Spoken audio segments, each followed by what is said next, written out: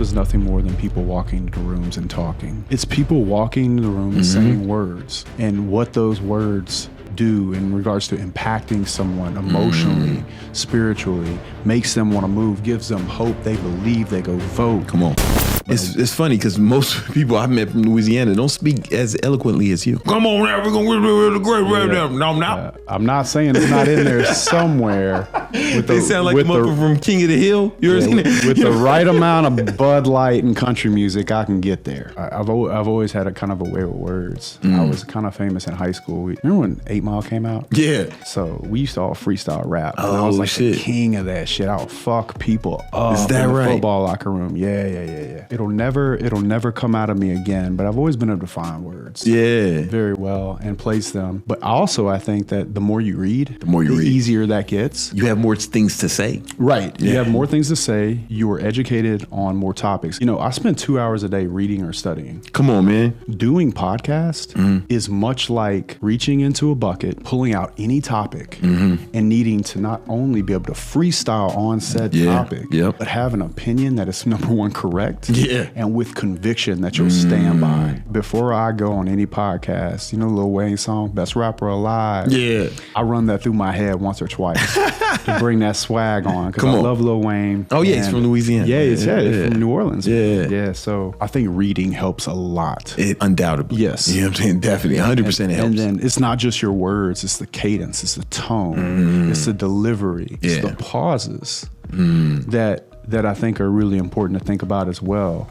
But no, nothing formal. Most courses or classes on speaking, like I took a speech class in college, they can only tell you how not to suck. They don't tell you how to be good. They can't give you the it factor. Yeah, they can tell you how to maybe use less filler words or not say and like as much. To be good, you gotta have conviction. You gotta be able to bring something, you know? Yeah. What I used to do is I would study speakers who I thought spoke well. Some of the best public speakers I saw were like preachers. You know? That's true. That's true, because they got that Holy Spirit in them, And you gotta think they're doing public speaking. They are. Every Sunday, sometimes multiple services, you know? So they get more practice than the average speakers. And I would study them. And then I came across this one dude, he wasn't a preacher or a reverend, but he had a similar cadence. His name was Les Brown. And I would study Les Brown and try to mimic his cadences a lot. That makes sense. And then once I sat next to Les on a plane, I was in first class and I was flying to Atlanta from here. I sat next to him. He knew who I was. I was like, bro, I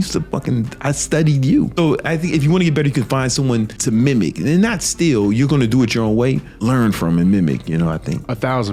Yeah. Another thing I'd say about those preachers, they're also selling. Oh, they're selling, so bro. They're not only using it to get their message across, they're also selling to you. Yeah. So by listening to the points that they make and how they conclude and if you hit this 1-800 number now, come on. Even Jesus gave when he didn't have anything. He gave, So you know, hate them or love them, you gotta respect these televangelists. Oh man, I wasn't even thinking about them. I was talking about like when I go to church with my mom, but those guys too. Yeah. Like those guys, that's big business, man. It's big business. Big sales teams, big orchestrated, you know, thing. Like whether you think what they're doing is good or not, can't hate the hustle, man. Yeah, there's something to learn from everyone. Yeah, there's something to learn, and I definitely think that preachers would be a great place to look if you're looking to learn how to speak publicly. Preachers or stand-up comedians. Yeah. Timing. I've always been amazed by stand-up comedians. So, you know, I live next to the arena and I saw Drake there and I saw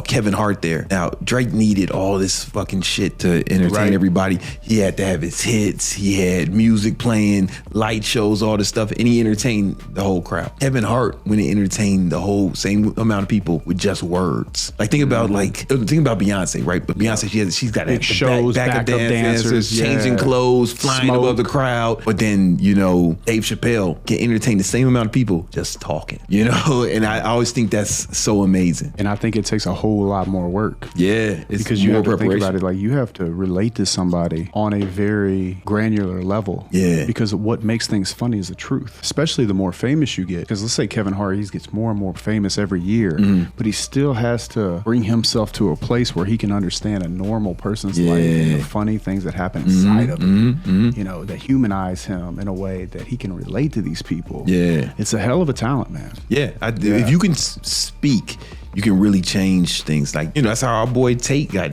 so famous. Well, I'll tell you what Andrew says about it. What Andrew says that the world is nothing more than people walking into rooms and talking. And he's right. Yeah. Whether it's Trump standing up at a debate, dude, it's people walking in the room and saying words, and what those words do in regards to impacting someone emotionally, spiritually, makes them want to move, gives them hope. They believe, they go vote. Come on. And we turn this bitch around. Let's go. Son. Let's get it. So it's gonna happen.